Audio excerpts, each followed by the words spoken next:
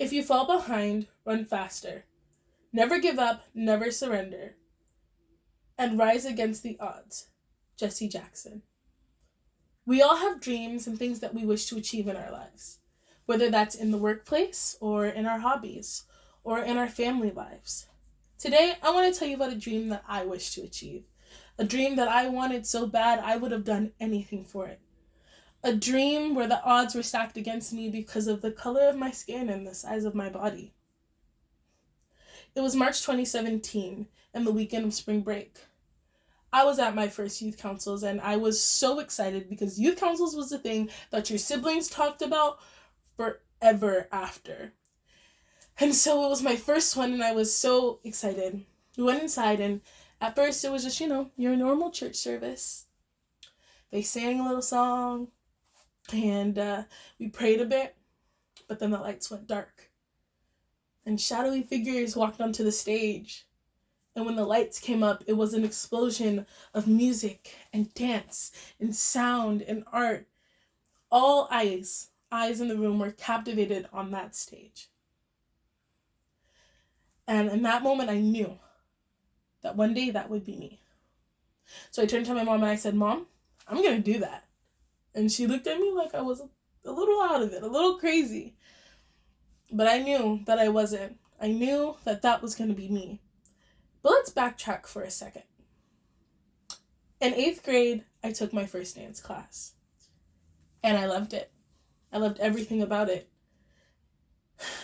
I was the one of 3 black girls in that class. And the only plus-size girl. And that was hard. I remember one particular time, my dance teacher called us all up, one by one. And she asked everybody their size. And she called me up and she said, Gabby, what size are you? I said, Miss Sussman, because that was her name, Miss Sussman. I'm a large. And she looked at me like I was crazy. And she was like, are you sure, Gabby? And I was like, yes, ma'am, I'm a large. And she said, well, leotards run a little tight, so let's get you an extra large just to be safe. I was like, Miss Sussman, that'll be too big on me. She said, okay, Gabby. And she sent me on my way. And so when the day came for us to try on our leotards, I put mine on, and sure enough, it was too big. It was so big that it looked like I had a floppy diaper in the back. But at this point, there was nothing we could do about it. So like a good little dancer, I just went with it. Later that day, Miss Sussman had us try on our makeup from the show. And I knew that there was nothing I could do to change the makeup because she wanted us to be uniformed. So while I looked like a pasty white ghost, all the other girls looked like rosy flowers. And when we got our leggings to put on, and they were uniform, tan, to be skin tone, with my brown skin, I looked like I hadn't worn lotion in a year. And for a lot of dancers of color, this is a common occurrence. These are my dance flats, my ballet flats to be specific. These are my brown ones that match my skin and that I wear most often. And these are the tan ones I got specifically because one of my dance teachers said it wouldn't be uniformed if I wore brown ones. A quote from the article, 5 Black Women on Obstacles in Dancing says, the civil rights leader Malcolm X famously said that the most discriminated against person in America is the Black woman. Decades later, these words still relate in dancers, and the dance world isn't immune to subjecting Black women to unfair treatment. According to Data USA, only 6.5% of dancers are Black. And this has always been my experience, trying to fit into a world that isn't made for me. But if I was going to be on that stage, I needed to do something. So that summer, I went to the Salvation Army's camp for music and arts. And as I stood in that audition room and I looked around, I saw what I usually saw. Smaller girls with lighter skin. And the only other person who remotely looked like me was my best friend, Shelda. But all of that faded away when I began to dance, and I danced my heart out. And so when we were sent out into the hall to wait for the names to be posted, I didn't think I'd get in the highest dance. Simply because I wasn't uniform enough. My body didn't move or look like the other girls, so there is no way. But when I sent my best friend to look at the list because I was simply too nervous, she came back to me and she said, "Gabby, we got in booth." And I was so excited. And for one afternoon, I lived in bliss. Pure bliss.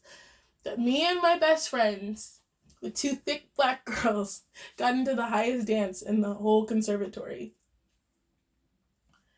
But soon, our blissful afternoon turned into 3 weeks of hardcore training and discrimination. One of our guest choreographers named Shayna walks in the room, and one of the first things she does after introducing herself is ask our counselors if she could put us on a diet. The conversation went a little bit like this: is there any way that we can control the way that the girls eat for the week? And our counselors, of course, say no.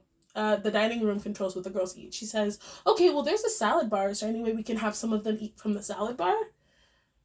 And my counselor says, no, only staff eats from the salad bar. She says, okay, well, what about restricting their access to juice and soda? The counselor said, no, they can get what they choose at canteen. As long as they have water first, they can have juice at at dinner.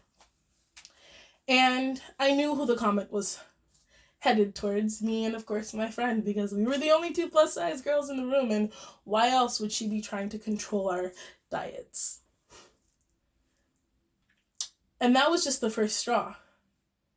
The rest of that week, that guest dance instructor proceeded to be unkind to me, unfair to me, and to top it all off, she taught African.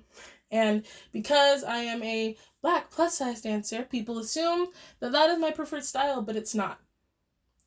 So, when the day came, and I had practiced and worked every second of every day to be the absolute best I could be, I got on that stage, and I killed it. Not to be too confident or cocky, but because of the work and the effort that I put in, I killed it. Day after day after day, I practiced so that I could be the best I could be, and I killed it. The moral of the story is, no matter what anybody tells you, no matter how many people stand in your way or push you down, hold you back because of the color of your skin, the shape of your body, where you come from, how you speak, if you want something, you can achieve it if you work hard enough. Thank you.